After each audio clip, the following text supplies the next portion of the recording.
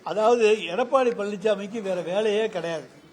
தமிழ்நாடு அரசு மீது ஏதாவது குற்றச்சாட்டை சொல்ல வேண்டும் என்பது ஒன்றுதான் அவருடைய வேலை பணி. என்ன இந்த சம்பவத்தையும் அவர் எடுத்துக்கொண்டு இதில் தமிழர்களுக்கு ஆதரவாக தமிழக அரசுக்கு ஆதரவாக நிற்க வேண்டியவர் இந்துத்துவாவினுடைய கைக்கூலிகளுக்கு அடிமையாக இருந்திருக்கிறார் என்பதை இதன் மூலமாக நிரூபித்திருக்கின்றார்.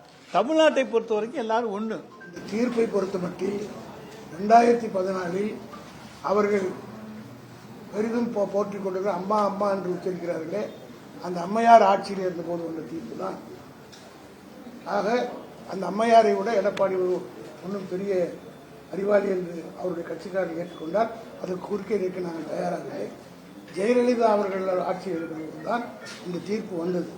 அப்படி இந்த தீர்ப்பு சரியில்லை என்று சொன்னால் அந்த அம்மையாரே அப்பொழுது மேல் வீட்டு போயிருக்கிறோம். ஆக அந்த அம்மையார் காலத்தில் போடப்பட்ட ஒரு தீர்ப்பு அவர்களால் ஏற்றுக்கொள்ளப்பட்ட தீர்ப்புக்கு உடன்பாக இருக்கிறதுனால தான் இந்த நடவடிக்கை. அதிமுக இதே அதாவது சொல்றேன், அன்றைய அண்ணா திராவிட முன்னேற்ற கழகம் இந்த இடத்துல தான் இன்னைக்கு என்றைக்கு வழக்கப்படி ஏற்றப்படுகிற இடத்தில் தான் ஏற்றப்பட வேண்டும் என்று அன்றைக்கு நீதிமன்றத்தில் வாதாடி இருக்கிறார்கள். இன்றைக்கு முழுவதும் தான் அடிமை சாசனம் எழுதி கொடுத்து விட்ட காரணத்தாலே தன்னை முழுவதுமாக மறந்துவிட்டு தான் முழு அடிமை என்பதை இந்த சம்பவத்தின் மூலம் அவர் நிரூபித்திருக்கின்றார்.